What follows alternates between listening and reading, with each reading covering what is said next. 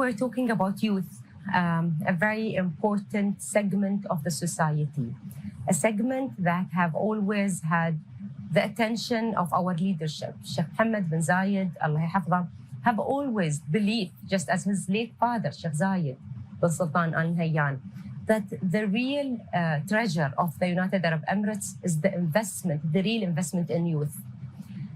Having a well-equipped youth with the right skills for the future is a necessity, is a must.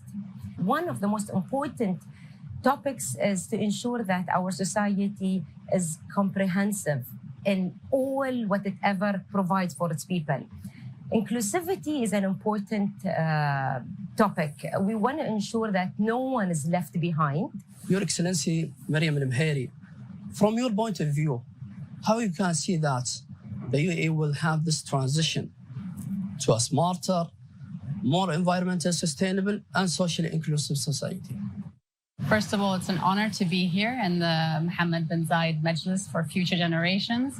And the whole event is about the youth and to highlight their role in what I see as an intersection of many sectors, so community development with the food and water security as well. We need to be ready to build more resilient food systems. And this is where the youth need to understand that just because we are food secure now doesn't mean we have to stop there. We need to continue our work, but the work coming ahead of us in the next 50 years is somewhat a little bit more tech savvy. It's more exciting. And I think this is where we need to grab the attention of the youth to say, you guys are the future of this journey that we're taking. We're no longer looking for farmers. We're looking for agri-technologists. We're looking for a new generation of youth in thinking of sustainability, thinking of what Earth and the planet has as resources, but also ensuring that we have enough food for all in the future.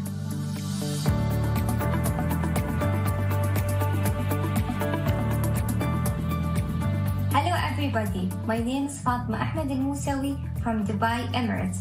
I am a future maker at Mohammed bin Zayed Majlis for Future Generations. During the Majlis, the Jubilee Lab was held last February. Me and my peers discussed many issues and subjects that matters to us, and one of them is greener, smarter, and stronger UAE. Based on what was discussed through the 3 days of the Jubilee Lab, we feel the biggest priority is to create opportunities rather than wait for them just to come or chase them. In addition, it's crucial to recycle our ideas always and keep on opening new doors. The issues that most of us is excited about is to create innovative solutions to preserve our environment to be a better place for us and for future generations to live by reducing our daily unnecessary consumptions, and adds to that to assist in achieving the sustainability development goals. And lastly, we could say that we are the future makers of tomorrow. Thank you. What are the priorities for your ministry when it comes to community development in the United Arab Emirates? Let me take you quickly through a journey among the different segments that we target and we work on daily basis with in the Ministry of Community Development. So of course we deal a lot with youth. We deal with their families, their support group, their friends, their direct contact, and we also look into different segments of the society. So for example, with age group, we look into the agendas of our seniors. We look into the different agenda that is specifically catered for people of determination, their families and their support groups as well. So when we talk about the priorities in that sense, there's one important aspect we're working day and night in, just to ensure that we are closer day by day to all these segments. Another priority I would say that we have on our agenda is directly connected to the creation of families and happy families. The government on yearly basis spent more than 177 million of dirhams as marriage funds and grants, which is directly given to newlyweds or couples who are about to get married of our youth not only that, it's not only the monetary that would encourage our youth to get married. It's also we want to ensure that they are well equipped with the full knowledge of a marriage life. This is all to ensure the sustainability of our future generations and to ensure that not only we're creating families, but we are creating happy, sustainable generations of the future. There's a huge area of working directly with people of determination. People of determination is a segment in the society that is not left alone or dealt with separately. It's a segment in the society that is already embedded with all the government initiatives and within the households' plans themselves. So one of the important programs that we're working directly now with people of determination as after-school activities and after when they graduate from school as well, and they either go to the jobs or they can start their own vocational training as well, is farming.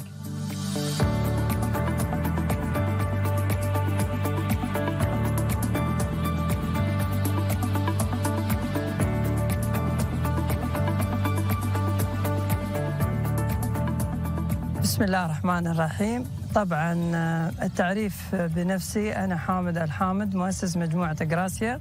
أكثر شيء يشعرني بالسعادة هو الإنتاج، الأثر. سعادتي كانت كبيرة يوم بدأت تتوافد طلبة من جامعات أوروبية إلى الإمارات لتتعلم منا ما توصلنا في قطاع الزراعة. الصعوبة الأخرى في إحداث تغيير في ثقافة العاملين أو القائمين بهذا العمل في مجموعة، لأن نستطيع نأثر فيهم ليبدوا التفكير خارج الصندوق. سعادتي الكبرى وأجمل لحظة عشتها من بدأ هذا المشروع هي اللحظة اللي قبل علي أبو خالد صاحب اسمه الشيخ محمد بن زايد والتقيت فيه في هذه الأرض. دور المبتكرين وريادة الأعمال في قطاع الزراعة دور أساسي ودور كبير، فلا بد أن نفقه، أن نتعلم الحقيقي ونعرف التحدي الواقع علينا لنتمكن أن نستثمر كل ممكناتنا وكل ما يحيط بنا لنخلق فعلا طريق مختلف تماما عن كل من سلكه يعني قبل هذه الفترة. أنا واجهتني في أول لحظات هذا المشروع كلمات كثيرة قد يكون بعضها سلبي، أن غيرك جرب وما وصل، أنك أنت اليوم بتوصل إلى طموحك، أنت تحلم كثير. لكن بعد مرور الوقت وبعد جملة من الإنجازات أثبت وبرهنت أن هذه الأراضي هي بوابة مليئة بالخيرات ومليئة بالأثر ومليئة بالأجر، لكن تحتاج منا إلى شغف وممارسة فاعلة وعدم التردد في أن ما نستطيع أن نحقق، وفعلا لا مستحيل.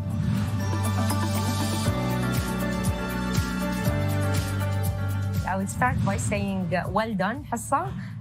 Looking back at these years, I'm so glad that I grasped every single opportunity that was available for me then. And opportunities, I mean the support that you receive from your family, the knowledge that you get from the university, the support that you get from your leaders and from the country. My advice as well for my younger self would be to work even harder and harder. I know I was a very hardworking person by then, but I would say life goes by enjoying your time, but also working so hard and following your dreams. A very final note would be, and I think an advice that I've received from my parents and the people who supported me as well all throughout, is to always have a plan. And this plan, you'll definitely end up achieving something, but you will be better at achieving your dream by a plan. This plan has to have different scenarios. So you'll have to have an A and a B and a C plan, just to ensure if uncertainties arrive, you are there and well equipped to it. Thank you, Your Excellency. I will consider that as an indicator that I'm on the right track. Thank you very much. So following from what Hissa said, having a plan and targets is really important. And I'm talking not only as someone who has ministry file and is going towards business targets. I'm talking about personal targets. You need to have personal targets. Every year, try and put annual goal for yourselves, because the world is changing at such a fast rate. Don't forget who you are. Don't forget where you came from. We must preserve our values, because our values show us who we are as unique people. So never forget where you come from, who you are, and whatever you do.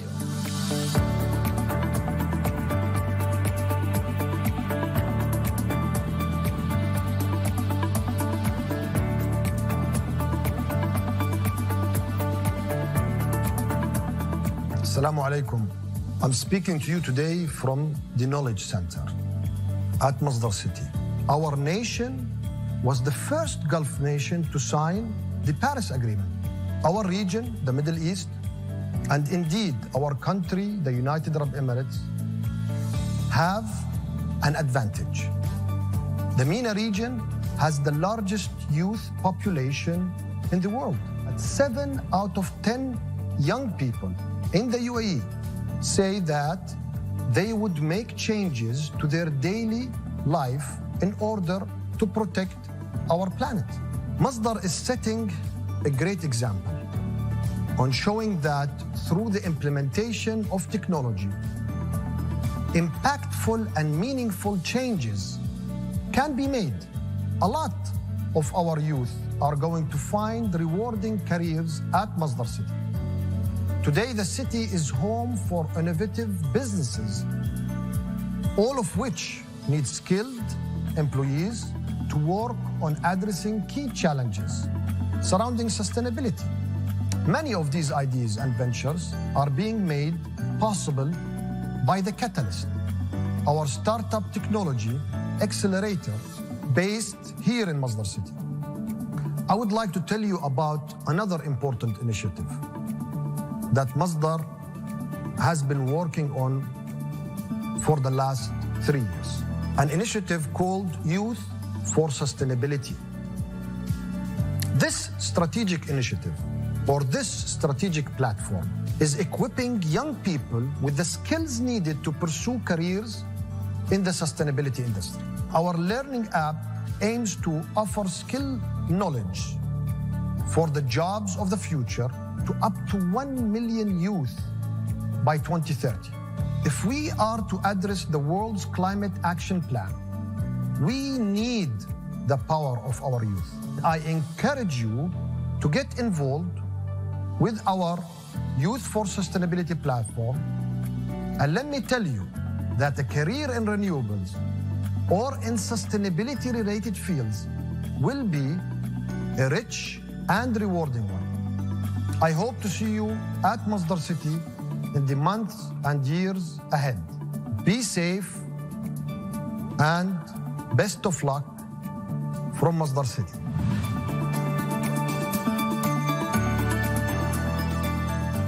Sustainability is in the heart of everything we do. And if I speak to young leaders, I kind of try to picture myself as an 18 or a 20-year-old in those days. And I have a few advice for them when they think of what's coming next for them or how they should go about in life. I always say, do what you're passionate about, because when you're passionate about something, it's easy for you to overcome the hurdles that come your way. You will always try and fight for what you believe in. And this is because you're passionate about what you do. I would say, listen.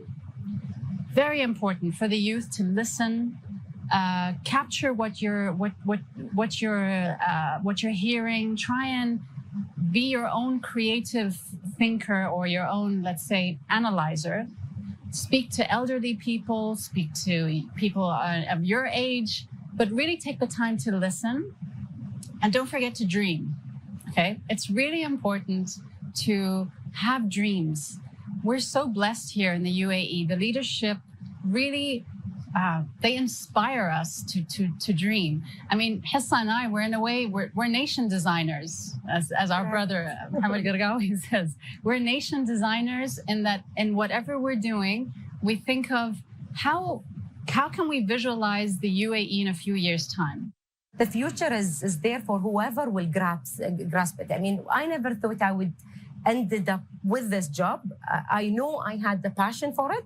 So as Mariam was saying, you follow your passion and then you end up doing exactly what you love. I don't think that our jobs is something that we wake up to go and do. We live it.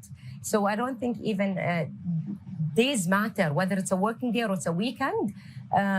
When you end up doing what you love, and this is my pure advice for our youth, is to follow their hearts, to follow the steps of that will make them happy. My final remarks, Ali, to our audience and specifically our youth would be to non-stop. My advice would be to you guys is to not stop reading. You need to be reading constantly on daily basis in all aspects of life. Whether it's a hobby you would want to learn more about, whether it's a specific, let's say, agenda that you're working against, whether it's a scientific research that you're interested in. Reading is a very important skill and trait that our future leaders will definitely have to master. Ali, I would say you're all lucky. You're lucky to be the youth in this era that we're experiencing, this era of technology, the fourth industrial revolution. You have access to so much information. We used to have to look things up in the encyclopedia. Now you just give a word to Google and you have access to this whole array of information. Be a critical thinker. Because you have this access, you need to be able to choose wisely. Again, I can only repeat my words in saying that do what you're passionate about. Don't worry if you fail. Be a bit of a risk taker, because those who fail, actually, they will succeed after. Because if you look at a lot of the success stories, many of these people failed before they succeeded. And that's because they took a bit of a risk. They went out of their comfort zone. We've been blessed, or we are blessed in the UAE, that we have this, the right system in place, the leadership, the mindset to be able to do anything we want. الله يديم لنا راعي هذا المجلس ويحفظه لنا ويطول بعمره. والسلام عليكم ورحمة الله وبركاته.